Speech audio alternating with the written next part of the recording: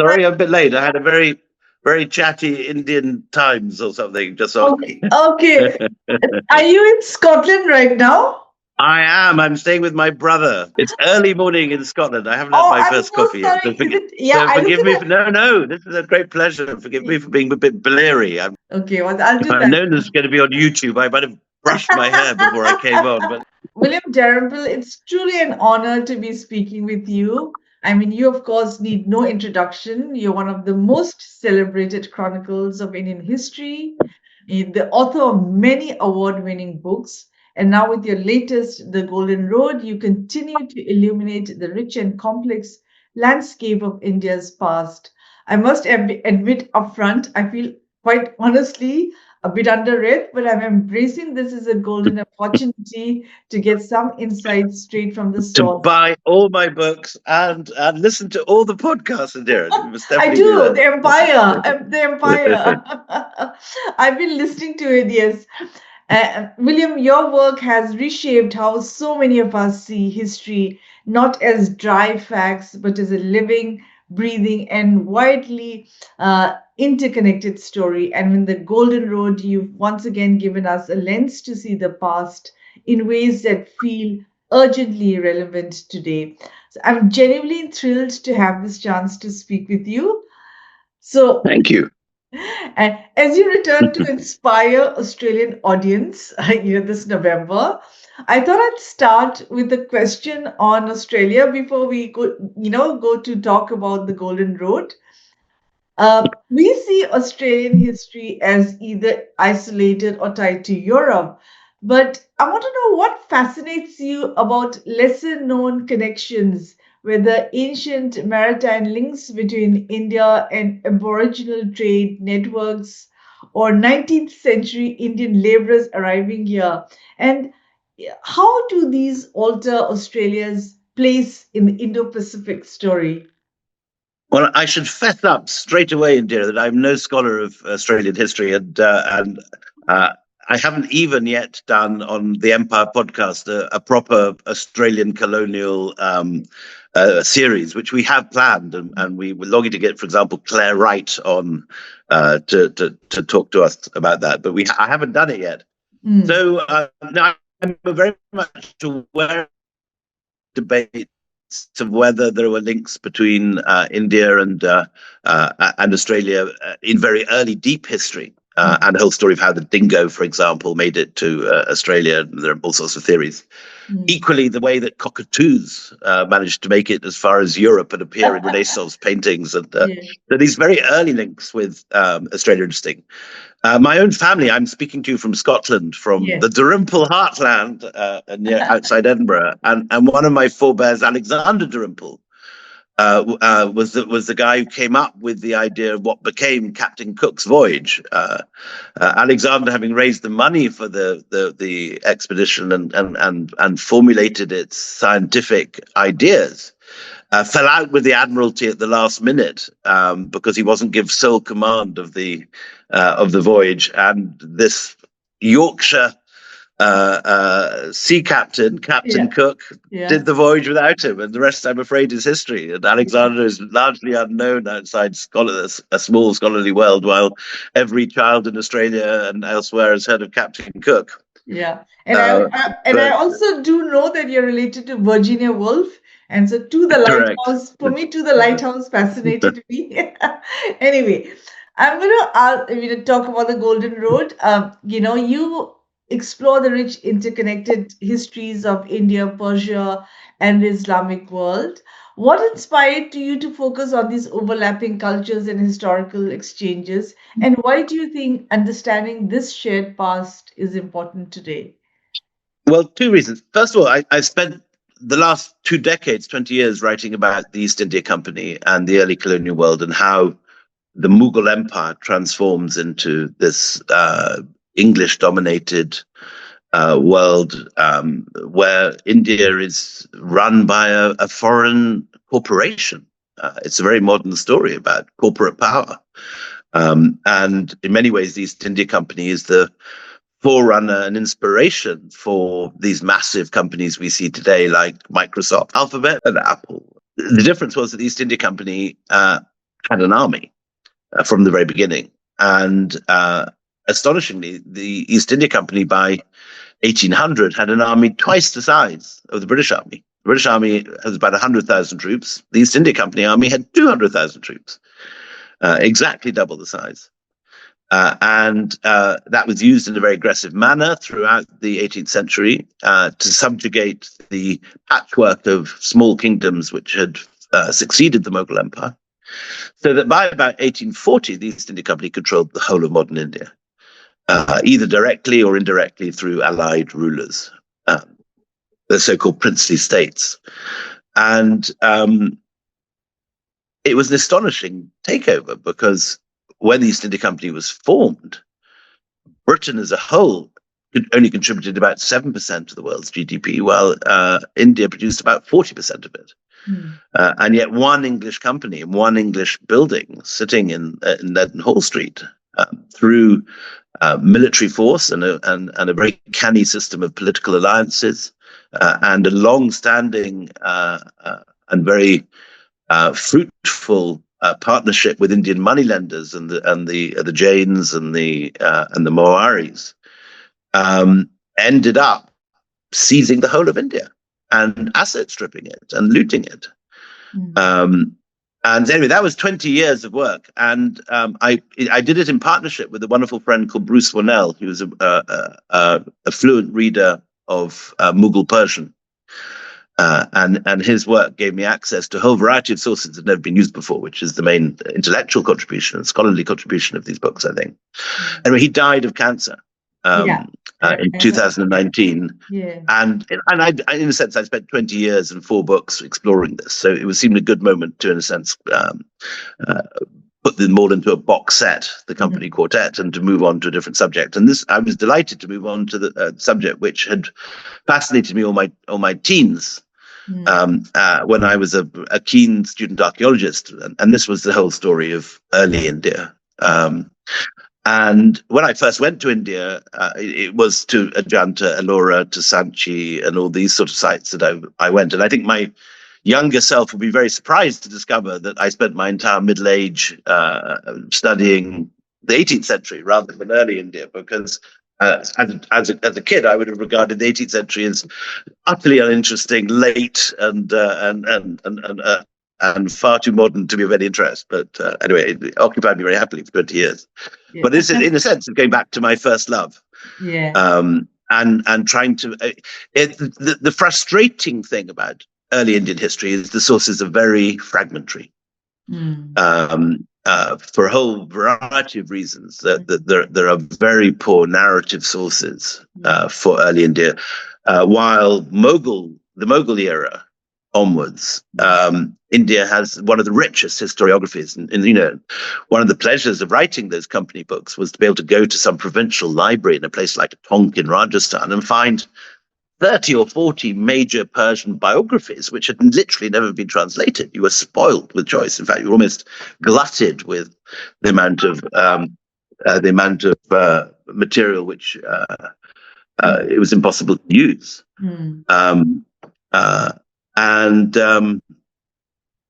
Anyway, it's fascinating.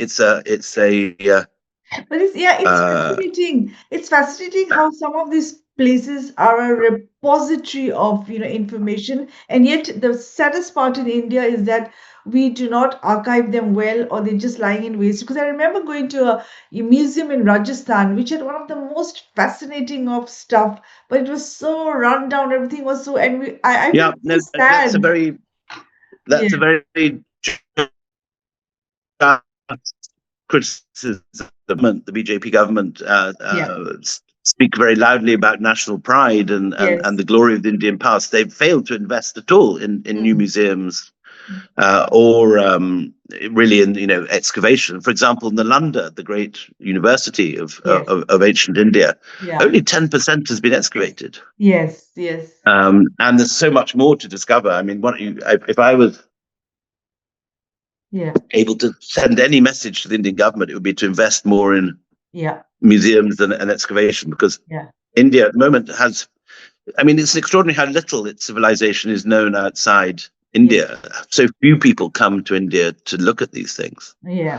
The central idea of the book is that the Silk Road is a modern construct invented, very much pushed forward by the Chinese state over the last 40 years. It's not an idea that has any antiquity. Marco Polo doesn't talk about the Silk Road. No Chinese or Western source talks about the Silk Road until 1872, when a German geographer comes up with this idea called Baron von Richthofen. And the central argument of the book is that the Silk Road, which was a very real thing at the time of the Mongols, when the Mongols do knock a hole through Asia and connect the Mediterranean and the South China Sea. But it never existed in the classical period, when it's often projected backwards and said to exist, when there's absolutely no contact at all between Rome and China. China and Rome were almost certainly completely unaware of each other.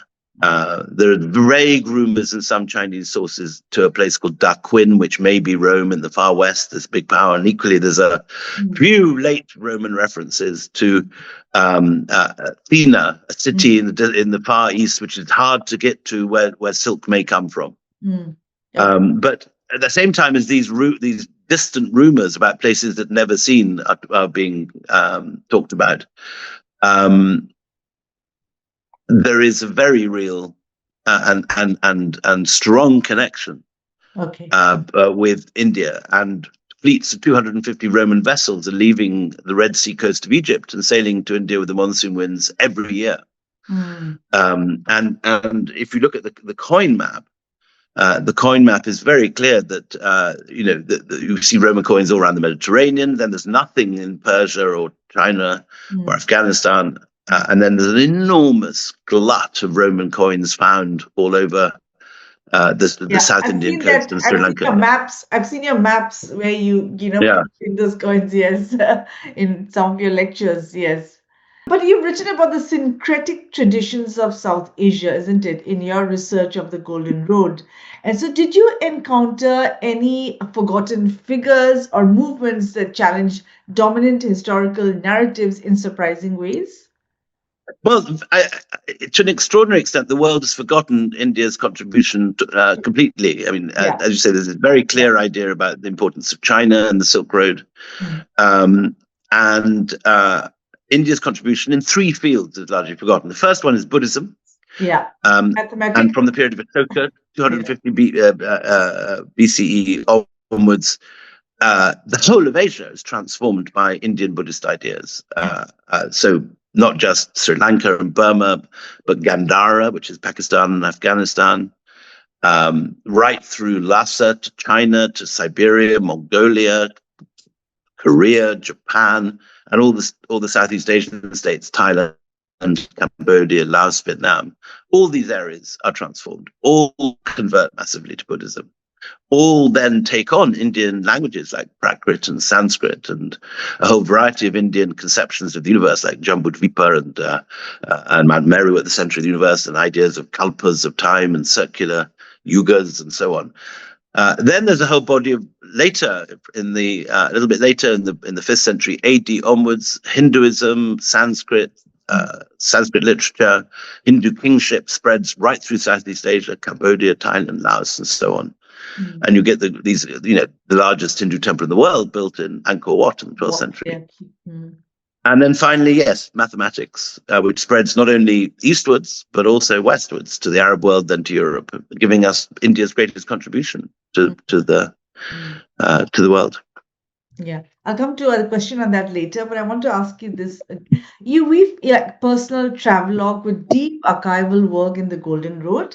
But, when you stand in a ruined caravansary, how do you balance the romantic pull of the past with the historian's duty to resist nostalgia? Have you ever caught yourself mythologizing? Well, I think what you do is that there's a kind of a very positive cycle whereby you travel, you get fascinated, you read, then your reading leads to more travels. And I find that the whole thing, when you're deep into a subject, you're constantly reading, then constantly traveling, and the two provide momentum for research. No, I mean, often the opposite is true, that when you read, you very much change your ideas from the naive conceptions of when you first glimpse, a magnificent ruin like Angkor Wat or something. But if you don't travel, then you don't feel the excitement. If you're just stuck in libraries, the whole thing dies in the pen slightly, and so I think travel keeps the excitement of travel and the thrill of being in somewhere like Angkor Wat or Borobudur. Which I came back to in October, incidentally, very much looking forward to. That whole thing it is a terrifically exciting cycle. Yeah. Now, ancient India had these vast global connections, yet it didn't engage in colonization like Europe later did. So, what uniques of Indian civilization led it to prioritize trade and cultural exchange over conquest?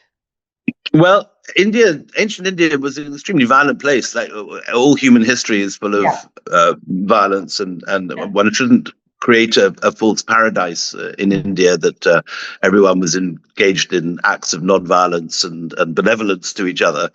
If you read the history, for example, of the Cholas and the Chalukyas, these vast armies ravaging southern India, the whole capital of Manakaya is burnt to the ground by the Cholas, and no two stones remain on top of each other. We still to this day don't know where Manakaya was. So no, India was as violent as anywhere, but it is nonetheless true that Buddhism and Hinduism both traveled by not through the sword, but through soft power. And Buddhism is very much channeled through merchants. The merchant communities were converted to Buddhism and often saw Buddhism as a very attractive way of, if you like, sort of greenwashing their sins, that you just gave vast gifts to Buddhist monasteries and bingo, all your sins were forgiven. And we have inscriptions from Buddhist monasteries all over Central Asia and in India talking about the merchants borrowing from monasteries. Monasteries were banks in early India. There's a lovely a lovely inscription in early Andhra Pradesh which talks about someone who calls himself a Mahanavika in Sanskrit, which is a great sailor. And he borrows money and goes to goes to Savarnabhumi, the land of gold.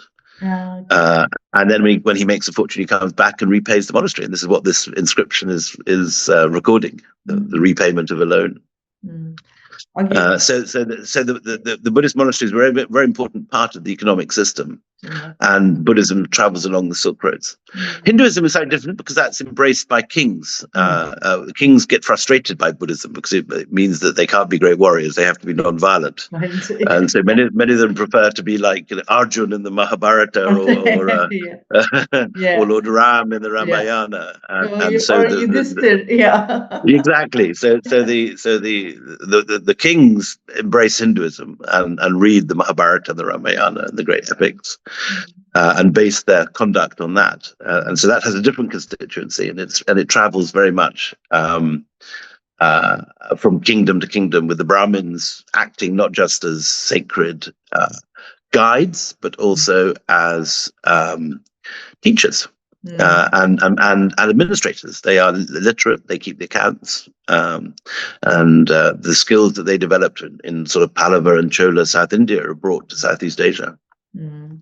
So you talk about the underestimation of India's contribution to mathematics, and you vividly describe how Aryabhata's breakthrough from zero to heliocentrism traveled from India to Baghdad via Buddhist Muslim scholars, right? Eventually fueling the Renaissance. Now, correct. But this raises a provocative question. Was it colonial disruption, as many assume, or does the answer lie earlier in how caste, politics, or even religious shifts may have throttled further innovation? So there's lots of different things going on. I mean, the key period is between about 250 BCE and about 600 to 800. That's, by that time, Aryabhata and Brahmagupta's ideas have been fully formed and are spreading out. And there's a sense of that by the 800s and 900s, India is no longer coming up with, kind of new and brilliant ideas in the way that it seemed to be. Every great empire, every moment of human inspiration, like the Renaissance, has an arc of a rise and a fall. And by 800 or 900, 1,000, India is definitely isn't producing the same sort of succession of wondrous ideas. It's like feeling of decline. But then there's two successive disasters for India. One is the Turkish invasions of the 12th century, and the spread of these Islamic sultanates, which are Persianate in language, followed closely by the Mongol Empire, which cuts off all the northern trade routes because India is not conquered by the Mongols. The Delhi Sultanate fends off the Mongols, and therefore India is sort of boxed in by the Mongol Empire. And meanwhile, it transforms from a Sanskrit world to a Persianate world. So, I mean, I personally regard India's great richness, the fact that they do have these three layers on, this Sanskrit layer at the bottom, this Persianate layer with the Mughal architecture and Mughal miniatures and so on in the middle, and then this British. I think this is one of the reasons why India is so incredibly rich culturally. You've got these three different worlds coexisting and contributing. But you can look at it differently, as Mr. Modi does, who sees it as 1,000 years of slavery. And you could argue that certainly. But my point in this book is not to sort of point a finger of blame about decline, but to emphasize the forgotten wonders of that early period. And you also trace India's far-reaching, obviously, influence in the ancient world. How do you see modern India engaging with this legacy in today's hyper-globalized world? Are there risks of nationalist narratives distorting the nuanced and pluralistic history you reveal? Correct. No, I mean, I was very worried at the reception of this book, whether it would be turned into a chest-thumping nationalist exercise in sort of India first. But I'd be very pleased to see the nuanced reception. And I think, the thing that people perhaps were surprised by was the importance of the Buddhist there. Everyone in India is brought up with these names like Aryabhata and Brahmagupta, which are not known outside India, but which are very central to the Indian conception of antiquity and the classical world. But I've gone out of my way to make this not a chest-thumping exercise. And I think the reason that no Indian scholar has written this book is because, in a sense, there has been so much nationalistic political chest-thumping. And there's a slight feeling of embarrassment about saying India invented this or that, because everyone's got a crazy uncle sending WhatsApp messages about India inventing the atomic weapons or the internet.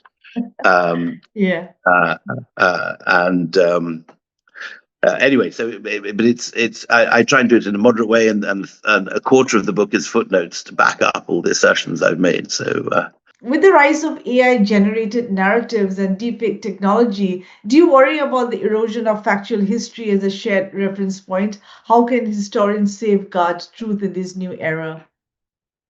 I think, historians have to just make their voices heard. There's always a danger with or without AI and with or without new technologies of mythologies. There's always a battle between myth and fact. And people often prefer myth, which is easier and less complicated than fact. And it is the historian's duty to give the full nuanced picture, not the happier picture of national glory, which patriots would always prefer. But the battle goes on. You have to write factually and counter mythologies, and you just do it in new forms. Yeah. I'm afraid I must go. I now have my other interview calling me. Thank you so much for your time and sharing your knowledge. Thank you so much. Thank you, Indira. Very good pleasure to speak to you. Thank you. Yeah. Bye-bye.